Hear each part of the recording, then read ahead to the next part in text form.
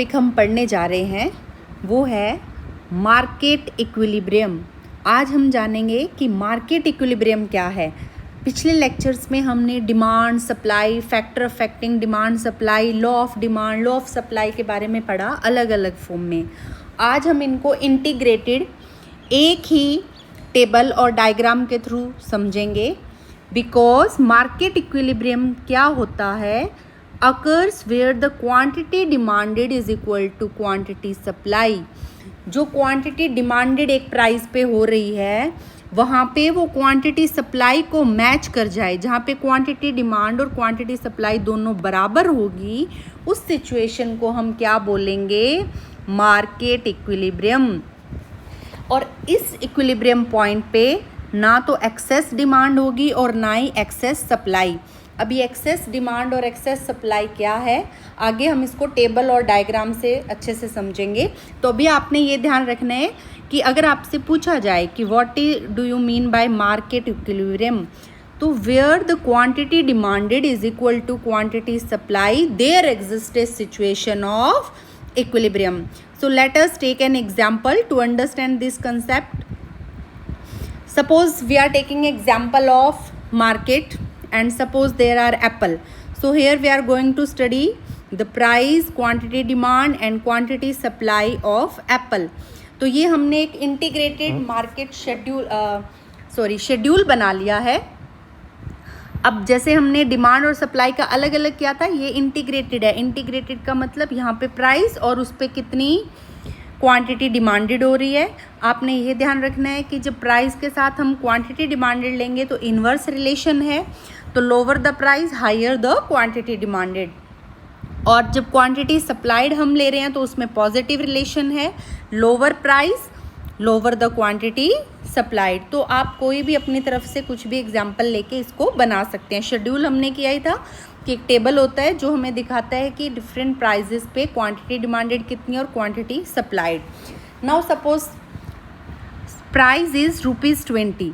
अब देखिए 20 प्राइस पे क्वांटिटी डिमांडेड एप्पल की कितनी है, 100 kg और सप्लाई कितनी है 40। तो देखिए बराबर नहीं है। क्वांटिटी डिमांड इज हियर क्या है, ग्रेटर देन क्वांटिटी सप्लाई। तो ऊपर जो हमने बात की थी ना कि देयर इज शॉर्टेज या सरप्लस, एक्सेस डिमांड या एक्सेस सप्लाई, तो वो कब होगी, जब quantity demand is greater than quantity supply. This situation is called situation of shortage.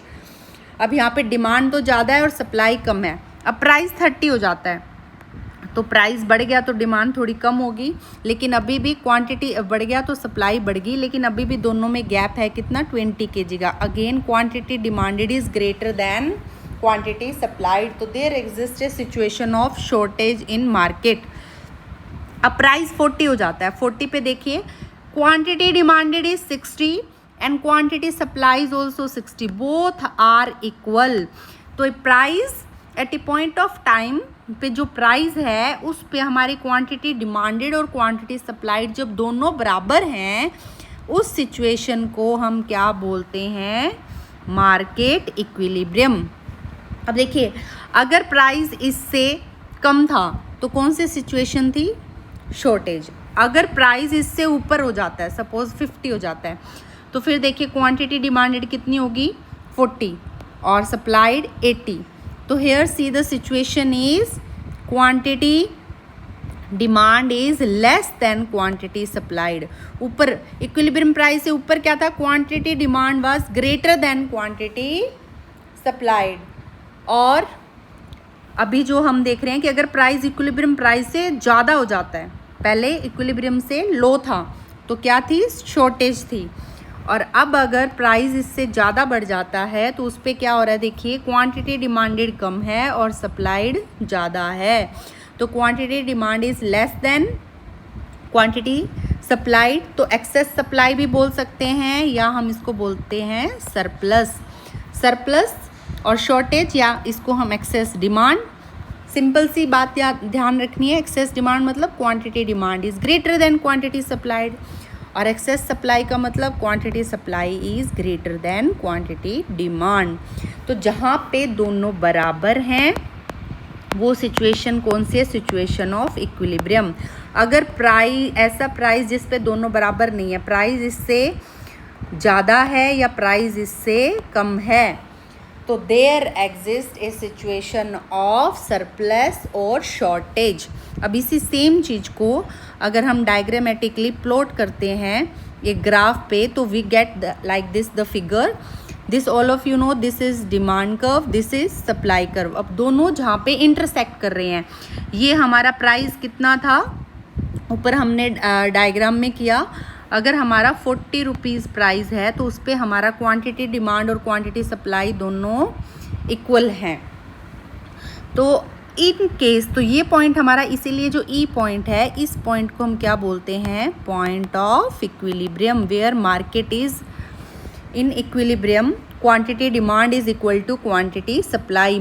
इसको हम ऐसे भी बोलते हैं market clearing price. Market clearing price मतलब जितना वो बेचने के लिए तैयार हैं उतने ही खरीदने के लिए बायर्स भी हैं। बायर और सेलर जो दोनों की टेंडेंसीज हैं वो इस पॉइंट पे मीट कर रही है। तो ये 40 रुपीज़ जो प्राइस है वो ये प्राइस है जो मार्केट को क्लियर कर रहा है। That is quantity demanded is equal to quantity supply. तो ये इक्विलिब्रियम प्राइस 40 हो गया हमारा, और इस पे जितनी भी क्वांटिटी है जहाँ पे डिमांड और सप्लाई बराबर है, ये होगी हमारी इक्विलिब्रियम क्वांटिटी।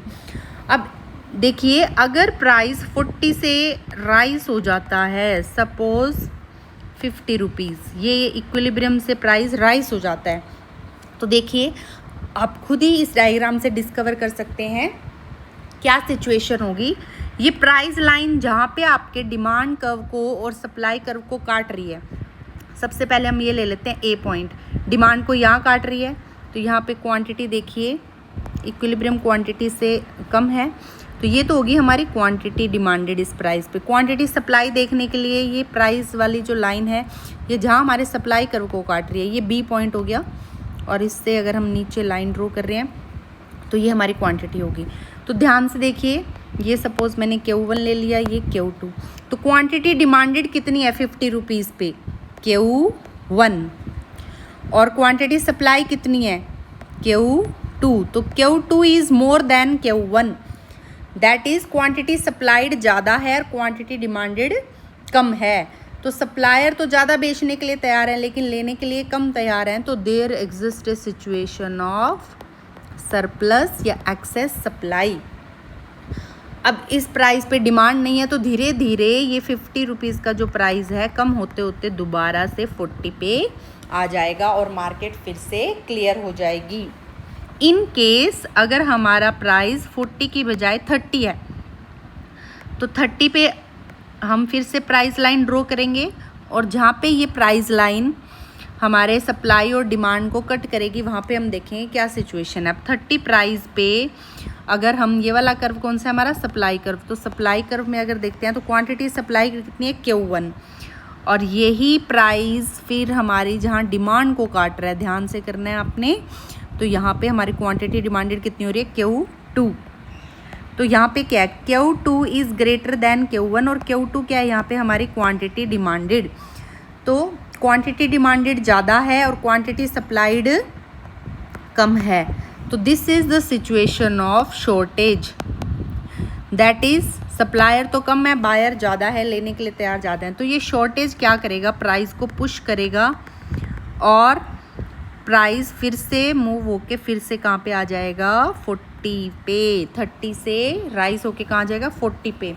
तो ये मैंने आपको समझाया है कि इन केस कोई डिसइक्विलिब्रियम आता है, डिसइक्विलिब्रियम का मतलब जो हमारा 40 प्राइस पे तो मार्केट इक्विलिब्रियम पे है, लेकिन अगर प्राइस उससे ज़्यादा हो जाता है या उससे कम हो जाता है तो कैसे सरप्लस या शॉर्टेज की सिचुएशन अराइज हो जाएगी। एक तो इकोनॉमी में वो शॉर्टेज दोबारा से प्राइस को पुश करेगी ऊपर, क्योंकि डिमांड ज़्यादा है तो प्राइजेस यहाँ पे शॉर्टेज की सिचुएशन में क्वांटिटी डिमांडेड ज़्यादा है और सप्लाई कम है, तो वो फिर से प्राइस राइज हो जाएगा।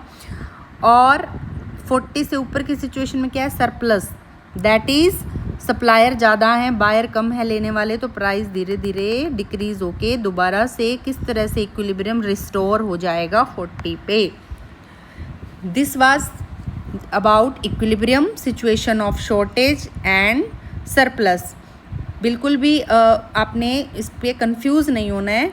जहाँ पे दोनों बराबर हैं उस प्राइस पे जो क्वांटिटी डिमांडेड और सप्लाई है वो भी दोनों बराबर होंगी, वो इक्विलिब्रियम होगा। इन केस प्राइस उससे कम या ज़्यादा होता है तो हमने देखना है कि ज़्यादा पे सरप्लस है और इक्विलिब्रियम से कम है प्राइस तो शॉर्टेज है। एक टाइम के लिए तो इकोनॉमी में शॉर्टेज या सरप्लस की सिचुएशन आ जाएगी, क्योंकि बायर और सेलर्स की जो इंटरेक्शन है वो एक पॉइंट पे क्लियर नहीं हो रही, या तो बायर ज़्यादा है या सेलर ज़्यादा है, लेकिन ओवर द टाइम धीरे धीरे दोबारा से ये इक्विलिब्रियम रिस्टोर हो जाएगा। तो हमने जाना शॉर्टेज कौन सिचुएशन है जहाँ पे price is below equilibrium, buyers are more and supplier are less. तो in case of shortage you have to remember कि what will happen, price will rise, और राइज अगर हो जाएगा तो दोबारा से इक्विलिब्रियम मार्केट में रिस्टोर हो जाएगा। In case the price is above equilibrium तो there exist a situation of surplus.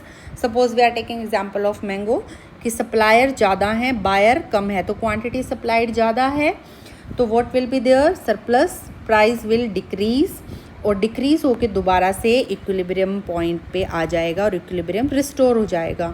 कई बार आपसे ये भी पूछा जाता है कि is the market equilibrium static और डायनामिक। मार्केट का जो इक्विलिब्रियम है वो स्टैटिक है कि ओवर द टाइम यहीं रहेगा, या डायनामिक है। तो देखिए अभी हमने देखा कि एप्पल के केस के एग्जाम्पल में हमारे प्राइस 40 पे मार्केट क्लियर हो रही थी, that was quantity demanded was equal to quantity supply. तो at a point of time पे तो ये स्टैटिक है, लेकिन हमेशा यही इक्विलिब्रियम मार्केट में नहीं रहेगा, बिकॉज प्राइस के अलावा भी हमने बात की थी कि बहुत सारे फैक्टर्स डिमांड और सप्लाई को अफेक्ट करते हैं, एंड ओवर द टाइम चीज़ें जो है वो फिक्स नहीं रहती। तो there are changes in the equilibrium over the time because of changes in the conditions का मतलब टेक्नोलॉजी, लोगों का जो टेस्ट, फैशन, ट्रेंड, उन सारे फैक्टर में चेंज होने के कारण over the period of time हमारा इक्विलिब्रियम पॉइंट भी चेंज होगा, और चेंज होके वो एक नए प्राइस पे नया इक्विलिब्रियम सेटअप हो जाएगा जहाँ पे क्वांटिटी, डिमांड और सप्लाई क्या होंगे, फिर से बराबर बैलेंस रिस्टोर हो जाएगा। तो कहने का मतलब ये है कि एक पॉइंट ऑफ टाइम पे तो स्टैटिक है, but over the time of period चीज़ें जो है वो डायनामिक होती है, उनमें चेंज होता है, वो स्थिर नहीं रहती। तो इसलिए हमारा मार्केट इक्विलिब्रियम का जो पॉइंट है वो भी ओवर टाइम चेंज होता है। Equilibrium is a state of balance at a given time, but market process क्या है, डायनामिक है, तो उसके अकॉर्डिंग हमारा इक्विलिब्रियम पॉइंट भी ओवर द टाइम चेंज होता रहता है। So these are some of the questions, you try to answer them. अगर आप इनको आंसर कर पाए तो ये कंसेप्ट आपको बिल्कुल क्लियर है। तो आज हमने सीखा मार्केट इक्विलिब्रियम के बारे में। इक्विलिब्रियम कहाँ एग्जिस्ट करेगा, जस्ट आपने एक अपनी तरफ से एक टेबल बनाना है और उसी टेबल के डाटा से एक ग्राफ बनाना है, तो सारे कंसेप्ट आपको बिल्कुल क्लियर हो जाएंगे कि where the quantity demand is equal to quantity supplied, वो सिचुएशन क्या है, इक्विलिब्रियम। इन केस अगर ये सिचुएशन नहीं है तो दो सिचुएशन हो सकती है, आइदर शॉर्टेज और surplus. Shortage where quantity demanded is greater than quantity supply, और सरप्लस हमने किया ही था। शॉर्टेज क्या पुश करेगी प्राइस को ऊपर दोबारा से इक्विलिब्रियम पॉइंट पे। Surplus where quantity supplied is greater than quantity demanded, और ये प्राइस को पुश करेगी downward. So here demand represent the buyer, supply represent the seller, और जहाँ पे दोनों की जो टेंडेंसीज है इंटरेक्ट करती है, जहाँ पे दोनों मीट करेंगे, दोनों की क्वांटिटीज़ मैच करेंगी, that will be the equilibrium. अगर इक्विलिब्रियम नहीं होगा तो there will be the situation of shortage and surplus, और ये फिर से इक्विलिब्रियम रिस्टोर हो जाएगा। And equilibrium point is a static at a given of a time, but over the period of time things change and the real market process is dynamic, so equilibrium also changes over the period of time. So for more related content like this, you can subscribe the